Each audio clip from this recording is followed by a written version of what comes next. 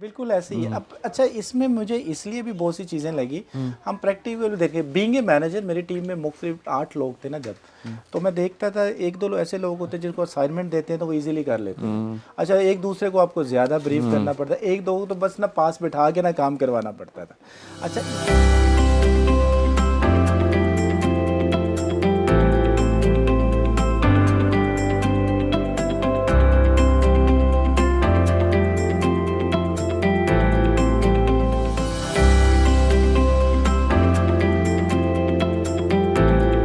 बिस्मिल्लाहिर्रहमानिर्रहीम।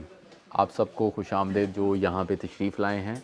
और some how बड़े उदास लग रहे हैं आप लोग सारे, क्यों उदास हैं मुझे ये समझ नहीं लगी लेकिन आज एक बहुत ही शानदार किताब को हम डिस्कस करेंगे और मेरे साथ मौजूद हैं हमारे एटम कैंप के साथी मंजूर इकबाल साहब। और मंजूर साहब जो हैं वो भी बहुत ही ज़्यादा प्रोलिफिक रीडर हैं, लेकिन उनकी जो वैसे दिलचस्पी है वो मैनेजमेंट साइड पे ज़्यादा है। तो ये किताब जो है इसका नाम है गुड टू ग्रेट। ये मेरी एक काविश है कि जो हमारे स्टेपल बुक्स बन चुकी हैं मंजूर साहब, यानी कि वो इतनी दफ़ा डिस्कस होती हैं कि वो भी एक दायरे में ही लोग घूमी जा रहे हैं। तो जैसे किताब है क्या स्टीफन कवी, तो अब वो सारे 7 हैबिट्स हैं, वो बड़ी अपने वक्त की शानदार किताब है। उसने बड़ी लोगों को अवामी ये जो थी लीडरशिप का जो बुनियादी लेवल है। इसी तरह एक बहुत ही मशहूर किताब है, वो बहुत ही उसकी सेल है, थिंक एंड ग्रो रिच, बिल्कुल नेपोलियन हिल की। अब मैं अक्सर लोगों को पूछता हूँ कि आपको पता है कि ये नेपोलियन हिल की किताब पहली दफ़ा कब आई थी, तो वो समझते हैं कि ये बड़ी फ्रेश है, ऑल्दो ये उसकी कामयाबी होगी। और इसी तरह एल्केमिस्ट है। और तो मेरा ये ख्याल है कि आपको वो किताबें भी पढ़नी चाहिए, इसी तरह जिस तरह आप बचपन में ABC पढ़ते हैं, तो कोई ABC या गिनती पढ़े बगैर तो नहीं मैट्रिक तक पहुंचता, लेकिन वो बार बार फिर वही नहीं पढ़ता रहता, वो एडवांस पढ़ता। तो ये जो गुड टू ग्रेट है, इसको मैं पेश करूंगा या इसको मैं आर्ग्यू करूंगा कि उस कैटेगरी की किताब है जो ऐसे थिंक एंड ग्रो रिच है नेपोलियन हिल की। आप इससे इत्तेफाक करते हैं? नहीं, मैं इससे थोड़ा इत्तेफाक नहीं करता। अच्छा, आप इसको किस जॉनर में रखेंगे? बेसिकली ये बुक बेसिकली जैसे इसमें भी बताते हैं, यूजुअली बुक्स होती है वो किसी कंपनी के बारे में होती है, किसी करंट कंडीशंस के बारे में होती है। अच्छा, जब मैंने इसको पढ़ा और देखें, राइटर भी इसको बताता है, this book is basically about the timeless principles. अच्छा, वो कौन से टाइमलेस प्रिंसिपल हैं, चाहे आप आज इस्तेमाल करें, कल करें, फ्यूचर में करें, कि जो आपको प्रिडिक्टेबल रिजल्ट्स दें। तो मेरी नज़र में ये ऐसी बुक्स है जिसमें टाइमलेस प्रिंसिपल्स की बात हुई। जैसे हम आगे जाके देखेंगे लीडर्स का क्या रोल्स हैं, राइट पर्सन्स का क्या रोल है, और उसके बाद हम ब्रूटल फैक्ट्स को जैसे हम फेस करेंगे कैसे ही हैं। जैसे आप बता रहे थे जिम स्टॉकडेल की आप बात बता रहे थे, आप उसको फर्दर एलेबोरेट करेंगे कि वो एक डिफ़िकल्ट कंडीशन से गुजरा, उसने ब्रूटल फैक्ट्स को कैसे देखा। So in my opinion this book contains the talk about the timeless principle. मैं ये अर्ज़ कर रहा था जैसे वो नेपोलियन हिल की किताब है, तो मैं नेपोलियन हिल को मुझे जहाँ तक याद पड़ता है उसको फोर्ड ने कमीशन किया था, या किसी ने उसको कमीशन किया कि आप स्टडी करें कि जितने लोग इस टाइम पे बड़े इंडस्ट्रियलिस्ट हैं उनकी क्या कैरेक्टरिस्टिक्स हैं। वो काफ़ी साल फिर लगा रहा, फिर उसने ये किताब निकाली। तो मैं उस हवाले से कह रहा था कि इस बुक में उसने जिम कॉलिन्स ने 4-5 साल उन कंपनीज़ को स्टडी किया जिन्होंने मुख्तलिफ हवाले से बहुत एक्स्ट्राऑर्डिनरी परफॉर्म किया। ऐसे ही है। तो और उसने फिर उसके बाद अपनी जो है वो रिसर्च को पब्लिश कराया, और ये किताब भी पुरानी है, नई नहीं है, 2001 की है। ये 2001 की किताब है और अभी काफ़ी फ्रेश है अभी भी। तो इस हवाले से मैं ये कह रहा था कि ये उसकी एक एक्सटेंशन है। और दूसरी बात ये है कि इसकी जो कंपनीज़ हैं वो बड़ी हाउस होल्ड नेम है, जिलेट है, वैसे कुछ अमेरिकी कंपनीज़ भी हैं, एबर्ट है। तो अब किताब की तरफ आते हैं।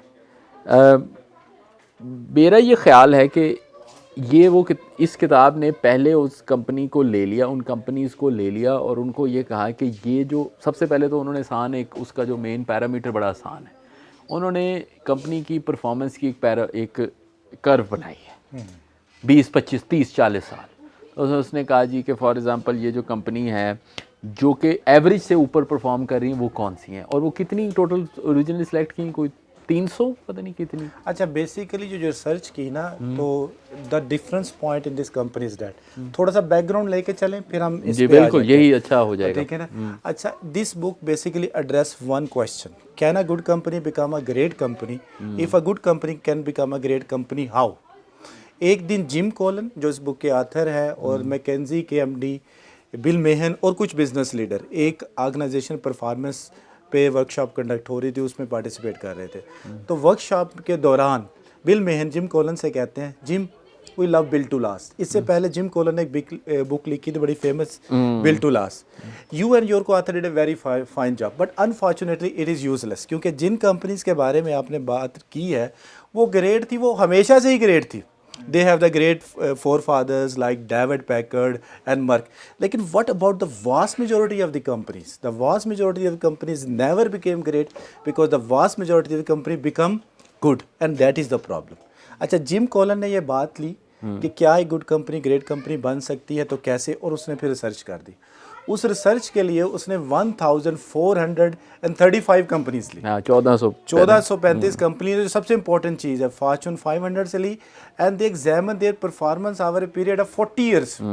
इतनी बड़ी रिसर्च मैनेजमेंट में कहीं भी नहीं हमें मिलती। 1435 कंपनीज रिसर्च देयर। जैसे आप पैरामीटर्स बता रहे थे, देयर वर 3 मेन पैरामीटर्स कि एक कंपनी की परफॉर्मेंस है जनरल स्टॉक एक्सचेंज से 3 गुना बेहतर होनी चाहिए और लगातार 15 साल होनी चाहिए। हाँ, लगातार 15 साल, नो लकी ब्रेक्स। और दूसरा, कंपनी की परफॉर्मेंस एवरेज होनी चाहिए, उसके साथ एक ऐसा पॉइंट होना चाहिए जहां से they will move to this one. अगर इसको प्रोस्पेक्टिव में देखें, कितनी बड़ी कंपनीज थी, it was not about the Coca Cola. Coca Cola हमेशा से ग्रेट थी। अगर आप $1 जनरल स्टॉक में इन्वेस्ट करते हैं, आफ्टर 35 ईयर्स, 1965 2000, वो कामुलेट होकर 56 टाइम हो जाता है। लेकिन वही डॉलर अगर आप गुड टू ग्रेट कंपनी में इन्वेस्ट करते हैं बिटवीन 1965 टू 2000, वो कामुलेट 471 टाइम्स हो जाता है। इमेजिन करें, 1 करोड़ जनरल स्टॉक एक्सचेंज में अगर इन्वेस्ट करते हैं, वो 56 करोड़ हो गए, और 1 करोड़ ये साबित हो गया है कि ये जो कंपनी थी ये बड़ी, इन्होंने बहुत ज़्यादा परफॉर्म किया था। हाँ, अब ये इसमें सवाल ये पैदा होता था कि इनका जो फ्रेमवर्क है वो क्या है, यानी बिल्कुल ऐसे ही है, यानी तो इन्होंने तो किया ये, मैं उस पर वैसे ये भी सोच रहा था कि मुझे ऐसे लगा कि शायद उसमें रिगर थोड़ा कम है। इन्होंने किया ये कि इन्होंने उनको पूछा जाके, उनके जो सीईओज थे, कि आपने कैसे परफॉर्म किया। वहाँ पे एक बड़ी दिलचस्प बात आई कि उनको खुद नहीं पता था कि उनकी कामयाबी का कलीद क्या है। तो मैं not as a management person but as a common educated person अपनी इनसाइट आपसे शेयर करना चाहता हूँ। मैं इस किताब को ऐसे देखता हूँ कि इसने जो सारी विजडम थी ना, सो कॉल्ड, उस विजडम को इसने अपसाइड डाउन किया। अब असलन एक विजडम थी कि जी कंपनी का एक विजन और स्ट्रैटेजी होनी चाहिए, उन्होंने कहा नहीं, उनकी तो कोई विजन और स्ट्रैटेजी नहीं। ये बात ठीक है, बिल्कुल ऐसे ही है। अच्छा, फिर इसने कहा जी आम कंपनी में ये होता था कि जी उसके अंदर उन्होंने कहा जी कि बहुत ज़्यादा जो होता था ना, टर्निंग पॉइंट होता था, कोई टर्निंग इस पॉइंट पे जाके ऐसे, जिसे टेक ऑफ कहते हैं। फिर एक बड़ी बात थी जिसके हम भी बड़े चैम्पियन हैं, वो है मोटिवेशन। आजकल तो मोटिवेशन स्पीकर पे बुरा वक्त है, हमेशा नहीं रहेगा तो वो भी एक्सपोज हो जाते हैं ना। हाँ, लेकिन ये है कि वो मोटिवेशन भी उन्होंने कहा कि इतनी इंपॉर्टेंट नहीं है। सही है। अच्छा, फिर उसके बाद साथ वो जो थे, एक और बड़ी बात थी, वो तो खैर आखिर में बहुत डिस्कस करने वाली, वो है टेक्नोलॉजी का रोल। सही, यानी अमेरिका जो कि टेक्नोलॉजी, तो क्या आप मेरी इस ऑब्जर्वेशन को समझते हैं? ये इसने नहीं कहा कि हमने सारी कन्वेंशनल विजडम को तो अपसाइड डाउन कर दिया, लेकिन क्या ऐसा है आपके ख्याल में? अच्छा, हम इसको 1 बाय 1 कॉन्सेप्ट लेके चलते हैं। अच्छा, यूजुअली हम जो लीडर्स देखते हैं बड़े करिश्मेटिक, इस पे आप तबसरा कीजिए कि ये जो चीज़ें थी कन्वेंशनल विजडम की, हाँ जी, क्या ये नेगेट हुई या नहीं हुई? बिल्कुल नेगेट हुई। हम इसको 1 बाय 1 देख लेते हैं। यूजुअली हम समझते हैं जो लीडर्स की पहली बात थी। अच्छा, इस बुक्स में बेसिकली 6 प्रिंसिपल्स की बात हुई है जो एवरेज कंपनी को ग्रेट कंपनीज बनाते हैं। 3 कैटेगरीज में उन्होंने डिवाइड किया, discipline people, discipline thought and discipline actions. यानी पूरी ट्रांसफॉर्मेशन का जो हम प्रोसेस करें तो 3 स्टेप्स में, स्टेजेस में, discipline people, have discipline thought, discipline action. अच्छा, फिर वो दो चीज़ें बताते हैं, दो फेजेस होते हैं, पहले आप बिल्टअप बनते हैं, फिर अब ब्रेक थ्रू होता है। अब पहली बात करते हैं लीडर्स पे। हम यूजुअली समझते हैं ये लीडर्स है, इसकी पर्सनालिटी बड़ी ज़बरदस्त है। अच्छा, ये लीडर है, जो लेवल 5 लीडर है, पहले बताइए ना, लेवल 5 1 2 3 4 5 वाले क्या लीडर्स हैं? हाँ जी, उसी की तरफ आते हैं। तो क्रिस्मेटिक है। अच्छा, वो कहते हैं जो गुड टू ग्रेट कंपनीज हैं उसमें जो लीडर्स थे वो लेवल 5 लीडर्स थे। हम इसको देख लें, किसी भी ऑर्गेनाइजेशन में 5 लेवल्स होते हैं। लेवल 1 होते हैं जो हाईली कंट्रीब्यूटिंग होते हैं, यानी क्या करते हैं, वो कंट्रीब्यूशन करते हैं through their knowledge and skills. Manager अच्छे मतलब जो है। जी बिल्कुल। फिर उससे नेक्स्ट स्टेज आती है कि वो टीम को लेके चलते हैं, ठीक है ना, वो टीम के गोल्स ऑब्जेक्ट करते हैं। फिर लेवल 3 आ जाते हैं कॉम्पिटेंट मैनेजर्स। वो क्या करते हैं, कंपनी के ऑब्जेक्टिव्स, लोगों के रिसोर्सेज को यूज़ करते हैं, लोगों को ऑर्गेनाइज करते हैं, तो टारगेट अचीव करते हैं। अच्छा, देन वो मूव टू द लेवल 4 जिसमें मेजॉरिटी ऑफ द लीडर्स होते हैं। अच्छा, जो लेवल 4 लीडर्स होते हैं ना, बेसिकली वो लीडर्स होते हैं जो बेसिकली क्या करते हैं, एक टीम बनाते हैं और उसके साथ उसे काम लिखते हैं। लास्ट पे आ जाते हैं लेवल 5 लीडरशिप। अच्छा, लेवल 5 लीडरशिप में ये सारी क्वालिटीज़ होती हैं। They are contributing team members, highly capable individual, competent. लेकिन एक एडिशनल चीज़ होती है, उनमें कॉम्बिनेशन होता है पर्सनल ह्यूमिलिटी और प्रोफेशनल विल। आपको बड़े वो मॉडेस्ट से नजर आएंगे, कम बोलने वाले नजर आएंगे। ये भी एक कन्वेंशन विजडम के अगेंस्ट बात बिल्कुल है ऐसे ही है कि जी वो कैरिज्मेटिक नहीं हैं, वो ऐसे हैं जो अंदर से बड़े पक्के हैं, कमिटेड हैं, बिल्कुल ऐसे ही है। लेकिन प्रिटेंशियस नहीं है। तो हम तो ऐसे, हमारे तो ऐसे लीडर नहीं चल सकता कोई। बिल्कुल, इसीलिए तो हम आगे नहीं ग्रो हाँ, शायद ये भी वजह है। अच्छा, दूसरी उसमें जो प्रोफेशनल विल होती है, they are ambitious, but they are ambitious for the organization. अच्छा, इनमें ईगो नहीं मिलती। आप अक्सर देखेंगे ईगो नहीं मिलती। अच्छा, उसमें फिर वो एक लीडर की इसी तरह ही बात करते हैं, डार्विन स्मिथ की बात करते हैं।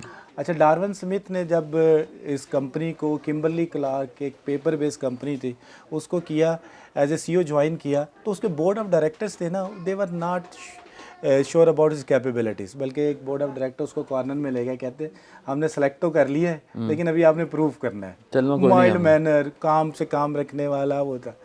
अच्छा, और एक ने उसने बड़ा स्टेप ये किया, उसने ना जो कंपनी का कोर बिजनेस था ना, उसको बंद कर दिया। किम्बरली क्लार्क इस तरह है जिस तरह हमारी पैकेजेस है मेरे ख्याल है, जो मतलब पक्का कागज बनाने वाली। ऐसे ही है।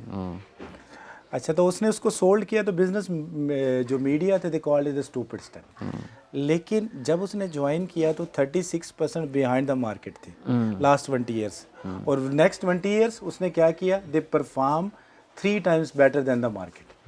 तो उसके ये रिजल्ट्स थे, वो हम्बल थे। अब हम इसकी क्वालिटीज़ देख लेते हैं थोड़ी। एक तो हमने बताया ये हम्बल होते हैं, दूसरे ये एम्बिशियस होते हैं, तो एम्बिशियस फॉर देयर कंपनी। अच्छा, इसके बरक्स एक बड़े फेमस लीडर हैं आयाकोका। ओह, आयाकोका आपने सुना ही होगा। अच्छा, वो क्या करते थे, वो अपनी सारे मैं वैसे ऑन अ लाइटर नोट बताऊंगा, मैं अमेरिका में रहता था, तो जो उसका ना एक बाथरूम था, तो अमेरिका में मैंने पहली दफ़ा एक कॉन्सेप्ट सुना, GABB, पता नहीं जहीर साहब को याद है कि नहीं। GABB थी ग्रेट अमेरिकन बाथरूम बुक। अच्छा, वो सारी बाथरूम के लिए किताबें बनती थी। तो उस ग्रेट अमेरिकन बाथरूम बुक के पहले सफ़े पे ना ली आयाकोका का तारुफ था कि वो क्राइसलर कंपनी का CEO बना, अमेरिकी सदर बनना। वो ट्रम्प की पिछली एक किस्म थी। बिल्कुल ऐसे ही है। और वो वैसे ट्रम्प जैसा ही था, वैसे इसको पढ़ के यही लग रहा है। अच्छा, लेकिन उसमें क्वालिटी थी। पहले तो क्राइसलर में तो बड़ा कामयाब था, उसने किया, लेकिन बाद में वो काफ़ी नाकाम रहा। उसकी वजह उसकी ईगो बड़ी थी, वो अपना शो ऑफ करता था, सिर्फ उन चीज़ों पे काम करता था जैसे लाइमलाइट में। हमारे भी कुछ बड़े बड़े लीडर्स होते हैं, आप बेहतर जानते हैं कि वो पैसा सिर्फ अपनी पब्लिसिटी पे लगाते हैं। ऐसे ही है, ठीक है ना। तो वो जो लीडर्स होते हैं ना, ये क्रिस्मेटिक जो नजर आते हैं, वो सारा पैसा अपनी पब्लिसिटी पे ही लगाते हैं। अच्छा, वो क्या करते थे, वो कंपनी, हमारे ब्यूरोक्रेट्स का भी यही मसला है, वो ज़्यादा टाइम जो है वो अपनी मशहूरी पे लगा रहे हैं। तो मैं इसके बारे में सोच रहा था, एंड पे डिस्कस करते हैं। हाँ जी। अच्छा, इसके अलावा ये जो लीडर्स होते हैं ना, ये कंपनी के लिए बड़े लॉयल होते हैं। अच्छा, ये जो सक्सेसर भी बना के जाते हैं ना, वो ऐसे बना के जाते हैं कि कंपनी इसके बाद ग्रो करेगी, सस्टेन करेगी। अच्छा, जो दूसरे लीडर्स होते हैं ना, कंपैरिजन कंपनीज के थे, ठीक है ना। अब ये जो हम बात कर रहे थे बीच में, बेसिक टोटली 28 कंपनीज को उन्होंने सेलेक्ट किया था। 11 कंपनीज गुड टू ग्रेट थी, 11 कंपनीज थी डायरेक्ट कंपैरिजन में थी, लेकिन दे वर अनएबल टू सस्टेन। तो ये जो कंपैरिजन कंपनी के लीडर्स हैं जिसको हम कहते हैं, वो बड़े ना एक कमज़ोर किस्म के लीडर बनाते हैं। अच्छा, जो कमज़ोर किस्म के जो लीडर होते हैं वो क्या करते हैं, वो कंपनी को डुबो देते हैं। तो जब वो कंपनी डूबती है, वो कंपनी को याद होता है यार he was very talented person, तो उनका कद बड़ा हो जाता है। अच्छा, जो सबसे ज़बरदस्त क्वालिटी है ना इसमें, जो मुझे पर्सनली बड़ी अपील की, ये जो लीडर्स होते हैं, ये जो चुप चुप वाले जो काम करते हैं, ये एक मॉडल फॉलो करते हैं जिसको विंडो एंड मिरर वो सिंड्रोम कहते हैं। बहुत अच्छी मिसाल है वैसे, वो ऐसे ही है। हाँ जी, कि जब आपने अपने आप को जज करना है तो आप मिरर में देखें, बिल्कुल ऐसे ही है, और जब दूसरों को जज करना है तो विंडो में देखें। बिल्कुल ऐसे ही है, इट्स अ ग्रेट एग्जांपल। बिल्कुल ऐसे ही। अच्छा, सेल्फ क्रिटिकल है। और जब कंपनी जब अच्छा परफॉर्म करती थी, वो क्या करते थे, लुक इन द विंडो, वो लोगों को देखते थे, give credit to others, they give credit to others, praise them. अच्छा, उसके बाद सब जब कोई चीज़ डोंट गो वेल तो क्या करते हैं, they look in the mirror, यार ये हमारे में गलती ठीक थी। अच्छा, इसके बरक्स आप बेहतर जानते हैं, आप इस पर रोशनी डालिए, इससे बरक्स दूसरे लोग क्या करते हैं जो लीडर्स होते हैं। हाँ, दूसरे लोगों का ये है कि वो अगर कंपनी ने अच्छा परफॉर्म किया, वो एम्बिशन है, तो वो उसका सारा क्रेडिट लेते हैं। लेकिन अगर काम ख़राब हो गया तो वो ब्लेम करने के लिए बड़े तैयार रहते हैं। और जब आप ब्लेम करते हैं तो इसका मतलब ये होता है कि लोगों की जो मोटिवेशन है वो कम हो जाती है, और फिर लोग ज़बरदस्ती ही इसके साथ चलते हैं। लीडर से अगर हम आगे बढ़े तो दूसरी क्या है खूबी? अच्छा, दूसरा जो प्रिंसिपल है वो फर्स्ट टू देन व्हाट है। मतलब ये चीज़ पहले डिसाइड करने से पहले कि आपने अपनी बस को कहाँ लेके जाना है। ये बस की एनालॉजी भी ज़रा बड़ी ज़बरदस्त है। हाँ, ठीक है ना, कि जी कोई भी ऑर्गेनाइजेशन जो है ना वो एक बस की तरह है। और मुझे जो इसमें बड़ी दिलचस्प लगी बात कि उसने लिखा है कि ये अहम नहीं, और मैं इसको सिर्फ कंपनी तक नहीं रखता, मैं इसको ज़ाती या फैमिली भी रखता। ऐसे ही फैमिली भी है, फैमिली का भी कि ये इम्पोर्टेंट नहीं है। ये वैसे आज का बड़ा इंपॉर्टेंट लेसन है मेरा ख्याल है, कि ये इंपॉर्टेंट नहीं कि बस किधर जा रही है, ये भी इंपॉर्टेंट नहीं कि बस कैसी है, ये इंपॉर्टेंट है कि बस में बैठा कौन है। बिल्कुल ऐसी है। तो ये एक बड़ी एक यानी विजुअली बड़ी दिलचस्प मिसाल थी कि अक्सर लोग कहते हैं कि अच्छा पहले ये फैसला करें कि बस ने जाना किधर है, यानी हमारी डायरेक्शन किस तरह होगी, फिर देख लेंगे कोई बैठता है या नहीं। तो इसमें इन्होंने ये कहा है कि ये सबसे पहले लोग हैं। बिल्कुल ऐसे, इवन ये भी नहीं पता कि करना क्या है। बिल्कुल ऐसे है। यानी बहुत सी कंपनीज इनमें से ऐसी हैं जो लोग इकट्ठे करते जा रहे हैं, लेकिन उन्होंने अभी तक ये फैसला नहीं किया कि करना क्या है। तो ये बड़ी शानदार मिसाल थी कि जी पहले लोग आएंगे तो वो खुद ही कुछ ना कुछ ढूंढ लेंगे। अच्छा, बेसिकली जो फर्स्ट टू देन व्हाट है ना, कि बस में कौन से लोग बिठाने हैं, ये 3 ट्रूथ की वजह से बड़ा इम्पोर्टेंस है। इसके पीछे 3 ट्रूथ है, ये ऐसे नहीं है। फर्स्ट टू देन व्हाट, यानी पहले जैसे आप बता रहे हैं, उमर साहब बता रहे हैं, पहले आपने राइट लोगों को चूज़ करना है, उसके बाद कंपनी का विजन होगा, स्ट्रेटजी होगा, प्लान्स होगा। इसके बरक्स यूजुअली क्या करते हैं, कंपनीज बनती हैं, उसके बाद अपना विजन सेट करते हैं, वो स्ट्रेटजी प्लान्स बनाते हैं, फिर लोगों को हायर करते हैं उसके लिए। पहला ट्रूथ ये है, जिसमें आपने पहले भी उसमें रोशनी डाली थी, कि अगर लोगों ने आपको किसी पर्टिकुलर डायरेक्शन की वजह से ज्वाइन नहीं किया और फ्यूचर में एक्सटर्नल हालात चेंज हो गए हैं और आपको बस की डायरेक्शन चेंज करनी पड़ी है, तो आप इजीली चेंज कर लेंगे। हाँ। अगर रॉन्ग लोग साथ होंगे वो तो प्रॉब्लम्स करेंगे, वो उसको करेंगे। दूसरी बात ये है, दूसरा ट्रूथ है कि जो राइट लोग होते हैं उसको मोटिवेट करने की जरूरत नहीं होती, ठीक है ना, उसको डिसिप्लिन करने की ये बहुत बड़ा लेसन है। अच्छा, आप वैसे आप ट्रेनिंग भी करते रहे हैं, मैनेजमेंट भी रहे हैं, पब्लिक सेक्टर में भी माशाल्लाह अच्छी बात। आप इस पर ज़रा रोशनी डालें कि आपकी नज़र में भी कुछ लोग होंगे जो ऑटोमेटिकली अपना काम करते हैं, और कुछ लोग होंगे जिनको सुबह जगाना पड़ता है, भाई उठ जाओ काम पे आ जाओ। ये नवीद साहब का सब्जेक्ट मशहूर है, ट्रांजैक्शन कॉस्ट ना। तो ये थारी इसके पीछे जो कॉन्सेप्ट है वो ये है कि अगर प्रिंसिपल एजेंट का ये मॉडल, कि अगर आपको एजेंट को मॉनिटर करना पड़ेगा ना तो आपकी ट्रांजैक्शन कॉस्ट बहुत बढ़ जाएगी। यानी फिर तो आप यही काम करते रहेंगे ना कि हर वक्त मॉनिटरिंग ही करते रहेंगे। तो इसने भी यही लिखा कि उन्होंने self governing, self responsible individuals को इनकरेज किया। और इसको कॉन्सेप्ट को ये भी कहते हैं एजेंसी। एजेंसी का मतलब ये है कि जैसे ये, अब मुझे नहीं पता क्या है, वैसे मिसाल इधर की दे देते, जैसे ये भी एक कंपनी है, तो अहमद सईद साहब जो है ना मैनेजर उन्होंने रखे हुए हैं। अब अगर तो वो इस मैनेजर को एम्पावर करते हैं तो ये उनका वक्त बड़ा बचाएगी, और उसके नतीजे में जो रिलेशनशिप होगा ना वो हेल्दी होगा। बिल्कुल ऐसे वो सोचेगा कि यार मैं ही असल हूँ। लेकिन अगर ये उसको हर वक्त उसकी वो करते रहते हैं, क्या नाम है, मॉनिटरिंग करते रहते हैं, तो उसका मतलब ये होगा कि वो डिमोटिवेटेड रहेगा और वो फिर कहेगा कि जब सामने होंगे काम करेंगे तब। तो ये भी यही मिसाल थी। बिल्कुल ऐसे ही। अब अच्छा, इसमें मुझे इसलिए भी बहुत सी चीज़ें लगी, हम प्रैक्टिकल देखें, बीइंग ए मैनेजर मेरी टीम में मुख्तलिफ 8 लोग थे ना जब, तो मैं देखता था 1-2 लोग ऐसे लोग होते हैं जिनको असाइनमेंट देते हैं तो वो इजीली कर लेते हैं। अच्छा, एक दूसरे को आपको ज़्यादा ब्रीफ करना पड़ता है, 1-2 तो बस ना पास बिठा के ना काम करवाना पड़ता था। अच्छा, इस पर मेरा ज़्यादा टाइम लगता था, जैसे आप भी बता रहे हो दूसरी। तो इसलिए जो राइट पीपल सेलेक्ट करें, उसकी एक एग्जांपल भी आगे देते हैं। अच्छा, एक ज़बरदस्त चीज़ है इस बुक में कि वो जब एग्जांपल पहले कॉन्सेप्ट पेश करते हैं, उसके बाद एक एग्जांपल देते हैं गुड टू ग्रेट कंपनी की, उसके बाद एक एग्जांपल देते हैं कंपैरिजन कंपनी की जिन्होंने वो रिजल्ट प्रोड्यूस नहीं किया। अच्छा, गुड टू ग्रेट में वो अमेरिकन एक बैंक था, उसकी वो एग्जांपल्स देते हैं, वेल्स फार्गो। अच्छा, वेल्स फार्गो के जो सीए थे ना डिक कोली, वो फोर्स ही कर रहे थे कि बैंकिंग इंडस्ट्री में फ्यूचर में चेंजेस आएंगे डीरेगुलेशन के बाद, डीरेगुलेशंस के बाद। अच्छा, लेकिन उनको ये नहीं मालूम कि कौन सी चेंजेस आएंगे और कब आएंगे। तो उन्होंने क्या किया, उन्होंने लोगों को हायर करना शुरू किया। जैसे आप शुरू में बता रहे थे, they hire people even without any possible position, but they hire the right people. वो हायर करते रहे। उनका कहना था कि this is how we make the future, if I not able to predict the future, these right people will be able to see the future. तो हुआ भी ये, तो बैंक ने 4 टाइम बेटर परफॉर्म किया as come 4 time market as compare to others. और उस वक्त बैंकिंग इंडस्ट्री थी वो 56 टाइम नीचे थी। हाँ, तो उस वक्त उन्होंने 4 times better because of the right. उसके अगेंस्ट में बैंक ऑफ अमेरिका था, उन्होंने क्या किया, वीक जर्नल्स को, वीक्स मैनेजर्स को रखा, कास्ट कटिंग कर दी, ठीक है ना, इस तरह की चीज़ें ली, जिसकी वजह से क्या हुआ कि वो दे वर अनएबल टू सस्टेन। अच्छा, इसमें अभी आप एजेंसी की बात कर रहे थे ना, वो आगे 3 चीज़ें भी बताता है कि जो कंपनी का जो राइट पीपल को आपने सेलेक्ट करना है, उसके 3 प्रिंसिपल्स हैं। वो बताता है when you have to hire, उसमें जल्दी ना करें, कीप लुकिंग जब तक आपको राइट पर्सन नहीं मिलता। क्योंकि अगर हम रॉन्ग पर्सन को सेलेक्ट कर लेते हैं, उसकी कास्ट ज़्यादा होती है, उसको निकालना भी मुश्किल है। गवर्नमेंट सेक्टर में हो तो फिर तो उसको बहुत ही मुश्किल है। इवन कॉर्पोरेट में भी बहुत मुश्किल है, आसान नहीं होता है। इवन के जब आया कोका को निकाला था हेनरी फोर्ड ने, तो उस बड़ी मुश्किल से निकाला था।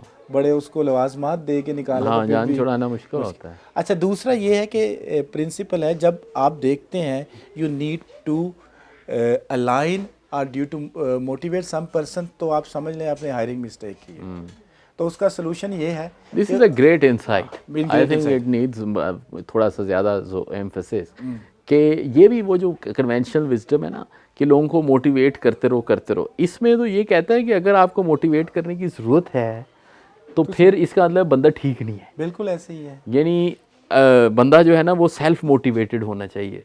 तो इसका मतलब ये हुआ कि जो मैनेजर का रोल है वो आपके, मैं वैसे सोच रहा था कि वो ड्राई सा नहीं होता कि यानी कि जिसमें कोई एनर्जी की कमी हो जाए, यानी आपने बंदा ठीक किया, वो खुद ही लगा हुआ है, सारे अपना अपना काम कर रहे हैं। तो ये कंपनियां कोई बोरिंग सी नहीं है। बिल्कुल ऐसे, ये वाली नहीं, ये बोरिंग कंपनी लगेगी जिसमें मोटिवेशन भी ना करनी पड़े।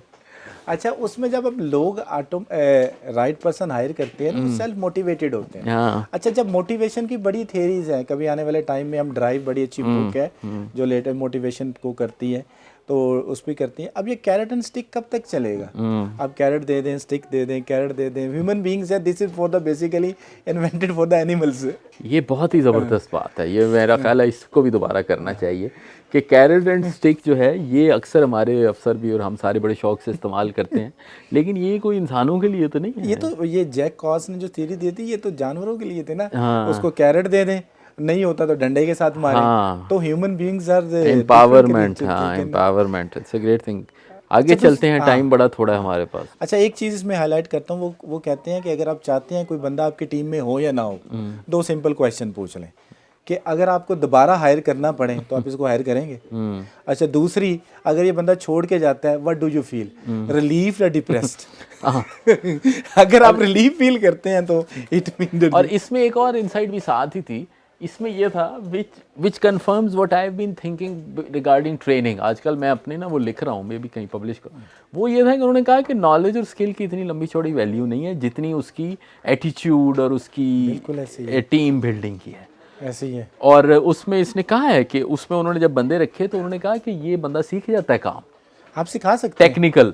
टेक्निकल काम सीख जाता है, लेकिन जो उसके एटीट्यूड है, जो उसकी वैल्यूज है, जो उसका कैरेक्टर है, वो अगर ठीक नहीं है तो वो नहीं होता। तो again this is a very famous insight. बिल्कुल ऐसे ही है कि जी हमारा जिसको हम वैल्यू ज़्यादा करते हैं कि बंदा बड़ा लायक है तो शायद ये चलेगा, तो वो सारे इसमें कोई ऐसा जिक्र नहीं था कि लायक बंदे हैं सारे। नहीं, राइट पीपल हो वो चीज़ें खुद ब खुद सीख खुद लेते हैं। हाँ। अब जो प्रॉब्लम आई है ना, दो तरह के लोग हैं, एक सोल्यूशन ढूंढ लेगा, एक बैठा रहेगा, वो कहेगा जी वो तो सोल्यूशन नहीं मिला। आप आगे कह रहे थे, आगे मूव करें। मेरा ख्याल है टाइम ये बड़ी इसमें बड़े बड़े आइडियाज़ हैं, बंदा बिल्कुल इसके ऐसे ही साथ है। रह जाता अच्छा, है। इसके बाद जो नेक्स्ट कॉन्सेप्ट आता है वो हेजॉक्स कॉन्सेप्ट का आता है। अच्छा, हेजॉक्स कॉन्सेप्ट में आपने तो डिटेल में पढ़ा हुआ है ऐसा बर्लिन का, हाँ और वो आप ज़रा उस पर हाँ, वो टॉल्स्टॉय के बारे में है, लेकिन हेजॉग को उर्दू में क्या कहेंगे? हम से से कहते हैं, वो कांटों वाली से कहते हैं। से देखा है आपने? ये मम्मी डैडी बच्चों ने तो मम्मी नहीं डैडी देखा। बच्चे तो उन्होंने देखा है कि हेजॉग और फॉक्स जो है ना, उनकी लड़ाई है। This is basically a Greek parable. तो उसने कहा है कि जो फॉक्स है ना, वो हेजॉग पे अटैक करता है और उसके पास बड़े तरीके हैं। वो छलांगे मारता है, ऊपर जाता है, स्पीड भी है उसके पास, कनिंग है ना बेसिकली फॉक्स। 1000 तरीके हैं। हाँ, लेकिन जो हेजॉग है ना, उसके पास सिर्फ एक ही तरीका है कि उसने अपने कांटे जो है ना वो बाहर निकाल के तो एक शील्ड ले लेनी। तो जब भी वो अटैक करता है तो वो आगे नाकाम लौटता है। तो उसके ऊपर जो उसका जुमला है वो ये है कि fox knows too many small things while hedgehog knows only one big thing. तो यही चीज़ ये आगे लेके चले हैं कि कंपनीज जो हैं वो कामयाब होती हैं और लोग भी वो कामयाब होते हैं जिनके पास एक बड़ा आइडिया होता है एज़ कम्पेयर टू बहुत सारे छोटे छोटे आइडियाज़ पे। Great concept. और हेजहॉग और फॉक्स जो है वो कॉर्पोरेट कल्चर में बहुत ही पॉपुलर हो गया फिर उसके बाद। हाँ, तो दो तरह की वो बिजनेस वर्ड में डिवाइड करते हैं, एक फॉक्सेस हैं, एक हेजॉग्स हैं। Foxes know many things, focus on many goals, distracted achieve less. Hedgehogs focus on one thing and achieve big things in life. तो इसी तरह बिजनेस में होता है। उसके बाद बताते हैं कि जो कंपनीज होती है ना, वो अपना हेजॉग्स ढूंढे पहले, हेजॉग्स है क्या उनका। अच्छा, हेजॉग्स क्या है? Basically it is a intersection of 3 circles के वो बताता है। What you can be the best in the world, यानी वो ऐसी क्या चीज़ है जिसमें कंपनी बेस्ट बन सकती है। अच्छा, ज़रूरी नहीं वो आपका कोर बिजनेस हो, जैसे किम्बरली क्लार्क की आप बता रहे थे, उनका पेपर का एक कोर बिजनेस था, उन्होंने छोड़ दिया उसने छोड़ दिया।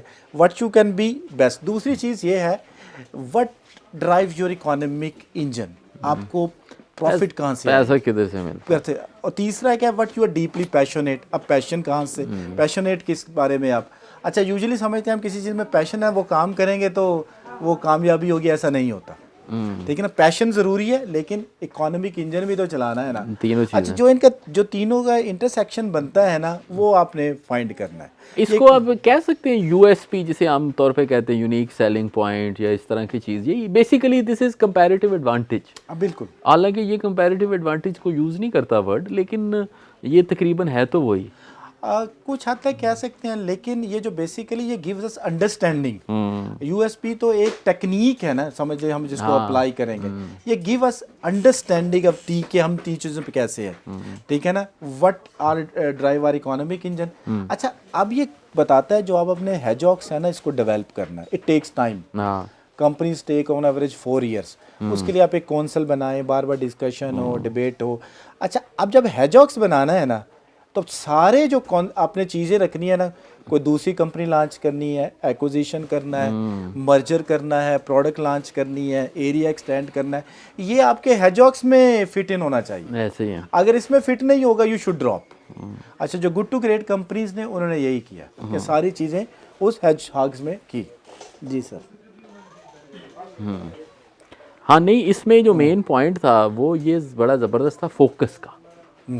वो फोकस का पॉइंट था, और वो ये था कि पहले आप अपना डिस्कवर करें टारगेट और फिर उस पर फोकस रखें। वैसे मैं इसको पर्सनली भी बड़ा देख रहा था। मैंने इसको 3 चीज़ों में डिवाइड किया। जब मैंने नोट्स लिए ना, उसमें से एक चीज़ को मैंने कहा कैपेसिटी, यानी capacity to be the best.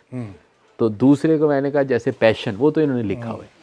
और तीसरा जो है ना, वो है बड़ा आसान सा, वो है बिज़नेस मॉडल। तो मैं इसकी मिसाल दी कि जैसे मुझे जो है ना, फॉर एग्ज़ाम्पल बड़ा शौक़ है जैसे गार्डनिंग का, लेकिन अगर मैं गार्डनिंग को अपना प्रोफेशन बनाऊं तो बड़ा ख़राब होऊंगा, क्योंकि माली को तो इतनी तनख्वाह नहीं मिलती। ठीक है, अब अगर फ़र्ज़ करें कि मुझे राइटिंग का शौक़ है, जैसे राइटिंग है, तो मैंने अब राइटिंग पे कितना टाइम लगाना चाहिए? तो एक तो वो काम हो जो ऐसा आता हो जो मार्केट में, मैं अक्सर स्किल के बारे में मैं कहीं पढ़ा, मैं कोट करता हूँ कि स्किल वो चीज़ है जो आप जिसको मार्केट में रखें तो कोई उसके पैसे दे दे, वरना वो हॉबी है, वरना हॉबी ऐसे ही है। तो उसी कॉन्सेप्ट में ये कंपनीज भी हैं कि एक चीज़ है कि आपका यूनिक आइडिया कौन सा है जिसमें आप बेस्ट है, लेकिन फिर उसकी डिमांड भी होनी चाहिए, क्योंकि प्रॉफिट तो आपको तब मिलेगा ना जब आपको उससे डिमांड होगी। और वही है ना, इकोनॉमिक इंजन की बात होगी। है ना, वही एक तो पैशन है, आपका पैशन तो ठीक है, लेकिन क्या वो आपका इकोनॉमिक पैशन बेसिकली तो वो मोटिवेशन का ही लार्जर टर्म है ना। मोटिवेशन ये है कि आपने डे टू डे आपको मोटिवेट होना होता है, पैशन ये है कि आपकी एक दफ़ा डेवलप हो जाती है, आपको बार बार बताने की ज़रूरत नहीं पड़ती, इसीलिए पैशन को प्रेफरेंस है मोटिवेशन की। अब मैं इस पे जाता हूँ कि कंपनीज जो हैं वो उसके बाद उसने अपना ढूंढ लिया, तो उसके बाद नेक्स्ट स्टेप क्या है? आपने माशाल्लाह चॉक आउट किए हुए सारे। बिल्कुल, जो फोर्थ प्रिंसिपल आता है ना, कन्फ्रंट द ब्रूटल फैक्ट्स, ठीक है ना, जो बहुत ही ज़बरदस्त है, यानी करंट रियलिटीज़ को फेस करना। हम लोग क्या करते हैं, यूजुअली जो भी प्रॉब्लम आती है कारपेट के नीचे डालते जाते हैं, कुछ कंपनियां भी कारपेट के नीचे डालते हैं, कारपेट के नीचे। वो कहता है जो गुड टू ग्रेट कंपनीज है ना, दे display two type of disciplines. Number one, they face the brutal fact, and number two, they apply the hedgehog concept all of their decisions, तमाम डिसीजन में। ऐसे ही है। अच्छा, ब्रूटल फैक्ट को face करने के लिए अब होता क्या है, जो करंट सिचुएशन है वो मालूम ही नहीं होती किसी कंपनी के एमडी को, करंटली हो क्या, पर्सनल भी नहीं होती, ठीक है ना, हो क्या रहा। अच्छा, उसको जानने के लिए वो बेसिकली कहता है कि आपने ट्रस्ट डेवलप करना है, कि इतना ट्रस्ट हो कि लोग आपने ओपनली बता सकें, पूरी खबर सुनाए, आधी ना सुनाए, अच्छी ना सुनाए, नहीं पूरी भी और बुरी भी, हाँ बुरी भी सुनाए। हाँ, मुझे इसमें चर्चिल की मिसाल भी बड़ी आई याद, कि चर्चिल को ये था कि ये मुझे बुरी खबर नहीं सुनाएंगे, तो उसने इंश्योर किया कि हर बुरी खबर मुझे सुनाए करें जब जंग जारी थी। सही, क्योंकि लीडर ये अपने ऊपर ये कर लेते हैं कि सारे उसको अच्छी बातें करते हैं। सब अच्छा है, सब अच्छा अप्रोच है। अच्छा, वो पहला कहता है कि you lead with the questions. वो अगर हम खुद भी यूज करें तो बड़े जबरदस्त, लीड विद द क्वेश्चंस, कि ना अब जो गुड टू ग्रेट लीडर्स थे ना, they knew they do not know answer to the all questions, ठीक है ना, उसके लिए दे आस्क द क्वेश्चंस, ठीक है ना, to come the reality on the surface, कि ज़्यादा से ज़्यादा सिचुएशन उनको क्लियर हो, तो they ask simple question, what is happening, what is going on, how we can do best in this situation, what is the impact of this situation, simple questions. और दूसरी चीज़ है, they should debate, हाँ जी, बहुत ज़्यादा, they should debate and analysis. अच्छा, अब जो questions पूछने हैं, डिबेट करनी है, इसमें ब्लेम करने के लिए नहीं पूछने। अब मैंने ऐसे मैनेजर्स भी देखे हैं प्रैक्टिकल लाइफ में कि वो क्वेश्चन इसलिए पूछते हैं कि इसने नेगेटिव बात बताई, मैं इसको यूज़ करूँगा फ्यूचर में।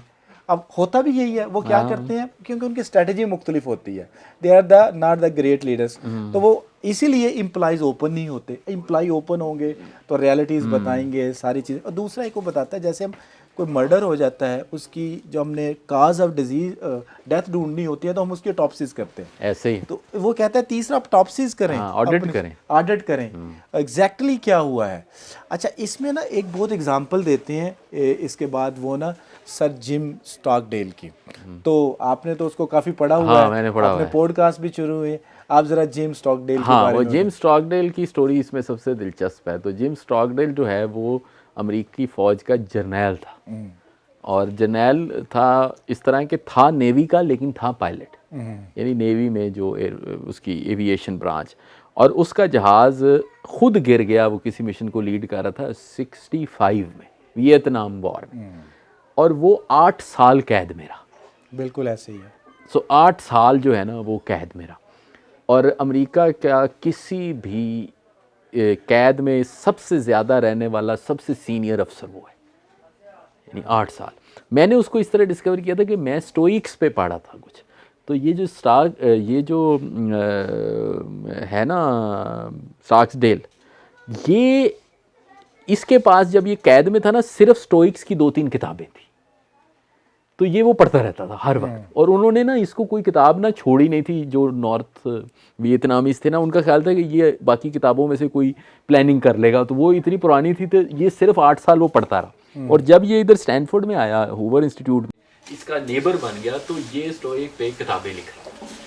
तो इसने एक दिन इससे मुलाकात की और इसने पूछा कि 8 साल तुम मतलब कैद में रहे हो, और उसको उन्होंने इतना टॉर्चर किया था कि वो चल भी नहीं सकता था। ऐसे ही है। तो उसने कहा कि कौन से ऐसे लोग हैं जो कैद में बड़ी जल्दी जो है वो यानी कि मतलब खराब डिसहार्ट हो जाते थे। डिसहार्ट हो जाते हैं। तो उसने कहा कि ऑप्टिमिस्ट यूजुअली हम समझते हैं ऑप्टिमिस्ट होना चाहिए, ऑप्टिमिस्ट होना लेकिन इसमें जो है फाइंडिंग थी कि ऑप्टिमिस्ट है वो जल्दी वो हार देते हैं, हिम्मत हार देते थे। उसने ये किया कि उसने कहा इसका क्या मतलब, उसने कहा देखो ये एक ना पैराडॉक्स होता है, यानी कि एक मखमसा है कि आपके पास दोनों चीज़ें होनी चाहिए। एक तो आपको पता होना चाहिए कि इधर से आप निकलने वाले कोई नहीं, यानी उसने कहा कि ऑप्टिमिस्ट ये होता है कि वो कहता है कि इस न्यू ईयर पे तो मैं गया ना बाहर, ठीक है, जैसे हमारे भी कहते हैं ना कि इस दफ़ा तो ध्यान मैंने पास कर जाना है।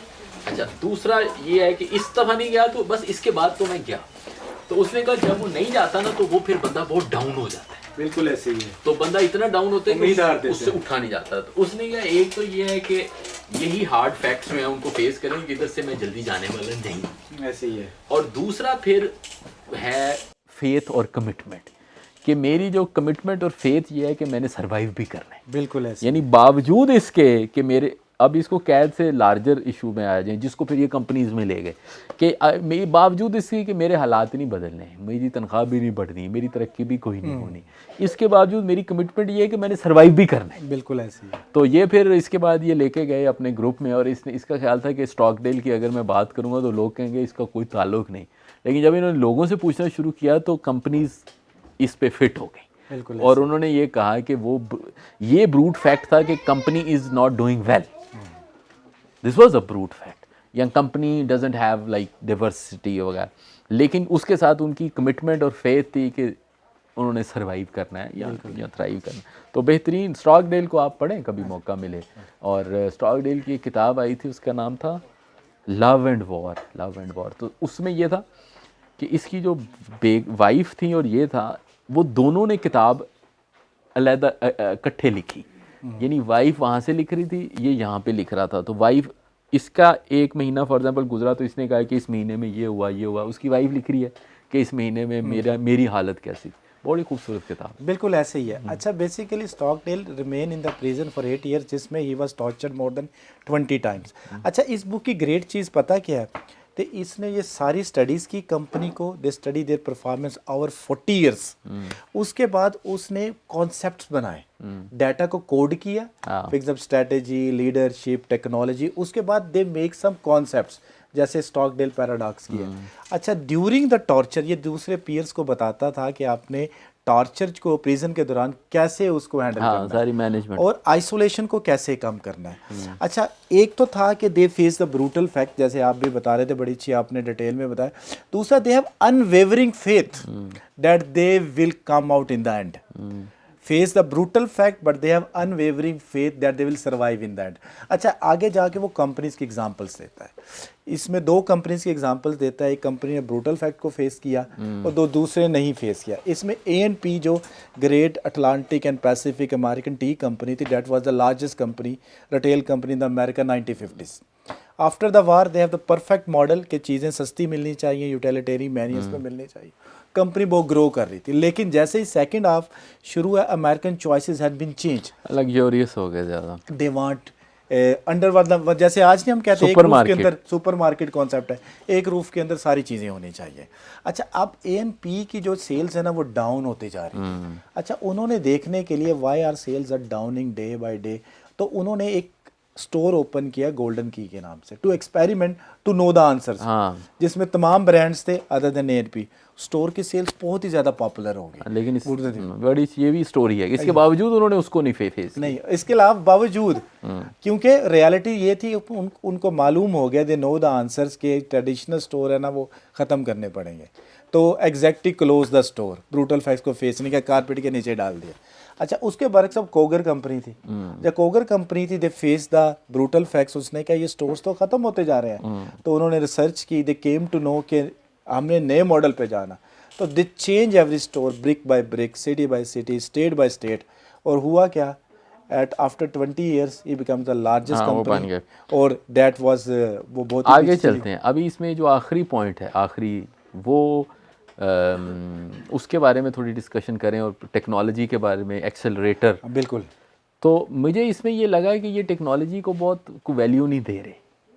तो इन्होंने ये कहा कि वो जो कंपनी के एग्जेक्टिव्स थे वो खुद भी टेक्नोलॉजी के बारे में कोई इतने ज़्यादा कोई एक्साइटेड नहीं थे, हालांकि उन्होंने टेक्नोलॉजी पे बड़ा काम किया।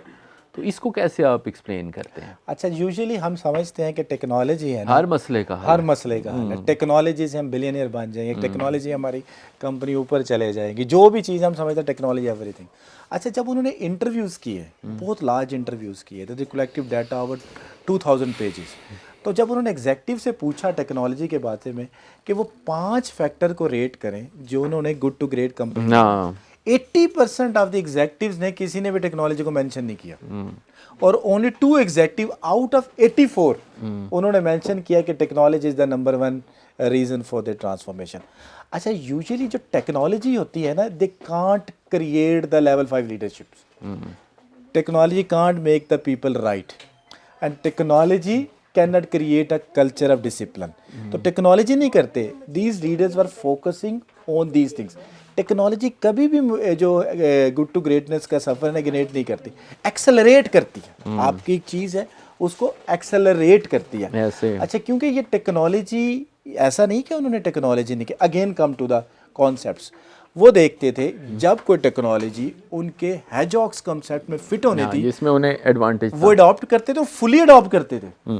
ठीक है ना, ये कोगर है, he invented the bar scanner, invent, ये जो आजकल आज को जो स्कैनर कोड है 50-60 साल पहले, इसने एबट ने कंप्यूटर टेक्नोलॉजी बनाई, जिलेट ने फास्टनर रेजर बनाया, ये वो टेक्नोलॉजी अडॉप्ट करते, लेकिन वो सारी की सारी करते थे, वो सिर्फ टेक्नोलॉजी अडॉप्ट करते थे सेलेक्टिव, के जो उनके हैजॉक कंसेप्ट में फिट होती, वो फोमो की वजह से नहीं करते थे, फियर ऑफ मिसिंग आउट की वजह से नहीं करते थे। तो टेक्नोलॉजी तो उन्होंने बहुत सारा किया, लेकिन अच्छा, टेक्नोलॉजी के बारे में वो कहते थे कि जो टेक्नोलॉजी हमने अडॉप्ट करती है वो क्रॉल रन अप्रोच को यूज़ करते थे, यानी क्रॉल वॉक रन, हाँ जी, क्रॉल वॉर रक, यानी पहले टेक्नोलॉजी को थोड़ा सा अडॉप्ट करते थे, इंटरनली देखते बेनिफिट्स है, बेनिफिट होते थे, then they walk, they adopt in more systems, और देन दे रन। तो ये टेक्नोलॉजी का उसका ये था। अब कंक्लूड करते हैं, और कंक्लूजन जो है, क्योंकि हमारे तकरीबन 7:40 हो गए, तो हमारी ऑडियंस बड़ी पेशेंट है। अब इनकी पता नहीं चलता कि ऑडियंस हमारी डिसेप्टिव है बड़ी, कि ये सेटिस्फाइड महसूस कर रहे हैं या बोर महसूस कर रहे हैं। क्यों जी? थोड़ा सा ये जो पीछे बैठे हैं, आपने ना, आपकी काम है हर 5 मिनट बाद थोड़ा मुस्कुराना है आपने, आप लोगों ने, ताकि हमें हौसला हो। लेकिन हमारे दोस्त जो दरमियान में बैठे उन्होंने बिल्कुल फिर भी एक्नॉलेज नहीं किया, that was on a lighter note. तो वो है, क्योंकि इसमें बड़ी टेक्निकल बातें हैं, लेकिन इन अ वेरी इंटरेस्टिंग वे। तो वो है फ्लाई व्हील। अच्छा, अब फ्लाई व्हील एक फिजिक्स का कॉन्सेप्ट है। तो वो ये है कि बेसिकली आप एक बहुत मेटल का व्हील लें, और अगर आप उसको थोड़ा थोड़ा क्रप चलते जाएं तो आपको धक्के लगाने पड़ेंगे, फिर उसके बाद वो खुद ही चलना शुरू हो जाएगा। तो इसमें ये सारी चीज़ जो है ना, ये समोदी है कि सस्टेनेबल है। उसके बारे में कुछ बताइए, और फिर आखिर में मुझे बताइए कि पाकिस्तान में क्या कोई इस तरह की कंपनीज़ हैं, और फिर हम कंक्लूड करेंगे। अच्छा, बेसिकली जो फ्लाई व्हील का कॉन्सेप्ट है ना, अच्छा, बेसिकली हमने देखी थी कि 6 जो हमने इसमें कॉन्सेप्ट देखे हैं, discipline people have discipline thought, discipline actions. इसमें लेवल जो डिसिप्लिन पीपल थे उसमें लेवल 5 लीडरशिप थे, राइट पीपल थे, डिसिप्लिन थॉट में हैजॉक्स था, कन्फर्म द ब्रूटल फैक्ट्स था, और जो डिसिप्लिन एक्शंस थे उसमें कल्चर है, और दूसरा टेक्नोलॉजी है। अच्छा, आप इमेजिन करें एक बहुत बड़ी व्हील, फ्लाई व्हील है, तकरीबन जिसका वेट कोई 5000 पाउंड है, जिसकी थिकनेस 2 फीट है और 30 मीटर डायमीटर। आप उसको घुमाना है, कितनी एनर्जी सर्फ होगी, सोचो, बहुत ज़्यादा एनर्जी सर्फ होगी, बहुत ज़्यादा मेहनत करते हैं तो मामूली सा वो क्या करता है, मूव करता है। हाँ। फिर और ज़्यादा मेहनत करते हैं आप, और मामूली सा करते हैं। ये वो कंपनीज है गुड टू ग्रेट है, वो फिर और करती हैं, वो उसको और ज़्यादा मूवती है, फिर एफर्ट्स बढ़ाते हैं, वो एक राउंड कंप्लीट करते हैं, then again more effort, 2 round, 3 round, 4 round, फिर उसमें बिल्टअप होना शुरू हो जाता है। ये बिल्टअप के बाद क्या होता है, ब्रेक थ्रू, वो ऑटोमेटिकली फिर घूमना शुरू हो जाता है, क्योंकि इतनी ज़्यादा, ये अपने वजन पे इतनी ज़्यादा एनर्जी स्टोर हो चुके थे। अच्छा, जो गुड टू ग्रेट कंपनीज थी वो बेसिकली क्या करती थी, वो एक डायरेक्शन में अपना काम शुरू करती थी, स्मॉल स्टेप्स लेती थी, और उसके बाद वो आगे मूव करना चाहिए। पहले बिल्टअप था, देन ब्रेक थ्रू। अच्छा, जो दूसरी कंपनी से कंपैरिजन कंपनी, वो डूम लूप थी। वो डूम लूप क्या थी, वो एक नई प्रोडक्ट लॉन्च की, बड़ा हल्ला गुल्ला शोर बड़ा ही उसने मचाया। उसके बाद क्या हुआ, थोड़ी सी कामयाबी फेल हुई, उन्होंने दूसरी डायरेक्शन शुरू ऐसे कर ही। अच्छा वो डायरेक्शन नाकाम हुई, फिर एक नई डायरेक्शन की तरफ चले गए। अच्छा फिर एक नए लीडर ने ज्वाइन किया, उसने कहा आप तो सारे ही काम गलत कर हाँ रहे थे। नहीं, तो बड़ी फेमिलियर स्टोरी है, हमारे भी तो यही होता है ना, सही है, ये सारे ही काम गलत थे। हर हुकूमत यही करती है। तो एंड करते हैं, ये सारे हमारे यंग लोग बैठे हैं, ये सुन भी रहे हैं, वो कहते हैं कि अमेरिका की बातें हैं, तो इसकी हमारे यहाँ क्या रेलेवेंस है? मैंने कॉर्पोरेट सेक्टर के साथ जो काम किया, मैंने देखा हर कंपनी का मालिक तो सेठ है, और सेठ जो है वो उसके वो कहेगा ये फार्मूले मुझे अप्लाई नहीं होते। हम दोनों ये लेके चले जाए फैसलाबाद, और उधर जाके उनको कहेंगे ये आपकी कंपनी को आगे बढ़ाना नहीं होता बड़ी उनकी। लेकिन आपके ख्याल में क्या इसकी कोई रेलेवेंस है? देखिए कुछ कंपनीज इसमें सारी नहीं कुछ चीज़ें यूज़ कर रही हैं, जैसे फैसलाबाद की मिसाल है, हमें तो एक्नॉलेज करना चाहिए, नॉट दैट हम प्रमोट कर रहे हैं। जैसे इंटरलूप जो कंपनी है, उनके जो वो हैं मुसद्दिक साहब, उनको मैं ट्विटर पे देखता हूँ, वो हर वक्त ये कह रहे होते हैं कि कोई इतने हालात ख़राब नहीं है, कोई ऐसी चीज़ नहीं है, हम काम भी कर रहे हैं और वो बड़ा सपोर्ट कर रहे हैं। यूनिलीवर है, मैंने वैसे जो कंपनी देखी है ना, मैंने इसका ये जो बता रहे ना कल्चर, उसके करीब तरीन वो मैंने ना पैकेजेस देखी है। तो वो पैकेजेस वाले कहते हैं कि हमारे आल्सो वर्क इन पैकेजेस, जा रहे हैं हम, ट्रांसफ़र हो रहे हैं। अच्छा तो वो कह रहे हैं कि पैकेजेस वाले ने, इन्होंने एक मिसाल दी कि ये जो बड़ी कंपनीज थी ना, इनके जो एग्जेक्टिव्स थे ना, उनको वो रिटायर भी हो जाते थे तो उनके उधर दफ्तर रहते थे। तो मैं एक दफ़ा तारिक हमीद साहब से मिलने गया, वो चेयरमैन वापडा थे, उनका कोई काम, उन्होंने मुझे कहा पैकेजेस में आ जाए। मैं गया तो उन्होंने दफ्तर, मैंने कहा आप इसमें काम करते? कहते नहीं मैं 10 साल पहले छोड़ चुका हूँ, लेकिन जो भी इनका एग्जेक्टिव होता है ना, उसको ऑलरेडी एक दफ्तर देते हैं ऐसे एडवाइज़र और गाइडर। और दूसरा जो इन्होंने बताया ना बीच में, कि इन्होंने कहा जो बड़ी कंपनीज है ना, उनका जो एनवायरनमेंट है वो बड़ा स्पार्टन सा होता है, यानी उनको फ्लैशी नहीं होता, उसमें उनके दफ्तर बड़े नॉर्मल थे। अब मैं स्पार्ट इधर क्या है कि चीज़ गया, तो उनका जो फर्नीचर था ना, वो केन की कुर्सियाँ 40-40 साल पुरानी ना, केन नहीं ना वो जो पीले रंग की, वो उसमें बैठे बड़े मज़े से और सारा। तो मेरा ख्याल था कि वह was a good example of. और फिर वैसे उनके जो हैं बाबर अली साहब, उनका बड़ा कंट्रीब्यूशन भी है तो मुझे कम से कम 2-3 ये मिसालें याद आई कि ये कंपनीज जो हैं, और वो जो उसकी बजाय कुछ कंपनीज ऐसी हैं, इवन सरकारी, मेरा ख्याल है PSO का एक दफ़ा देखा, तो उनके जो बोर्ड ने न्यूजीलैंड में मीटिंग रखी हुई, यानी पाकिस्तान की कंपनी है, मीटिंग न्यूजीलैंड रखी है, उधर जाके जनाब कर रहे हैं, उसके बाद फिर कहते हैं जी मुल्क में। तो आपका इस पे क्या ख्याल है? नहीं, इसमें और भी चीज़ें ही हैं अदर देन पॉलिटिक्स। मेरा एक एक्सपीरियंस हुआ है रिसेंटली शौकत खानम जाने का, अच्छा, ठीक है ना, वहाँ पे मैंने सिस्टम देखा, बड़े ज़बरदस्त, कोई सिफारिश नहीं है, कोई अब नॉट उसके ओनर्स की कोई तारीफ नहीं कर रहा, managerial point of view, managerial point से देखा चीज़ें ऑटोमेटिकली हो रही है, सिस्टम्स बनाए हुए हैं, लोग काम कर रहे हैं, मोटिवेट होके काम कर रहे हैं। लेकिन प्राइवेट कंपनी में आपका क्या ख्याल है? कोई पाकिस्तान में इस तरह की मिसालें हैं जो कंपनीज जो हैं, जो हम कह सकें कि जी वो ग्रो कर रही हैं?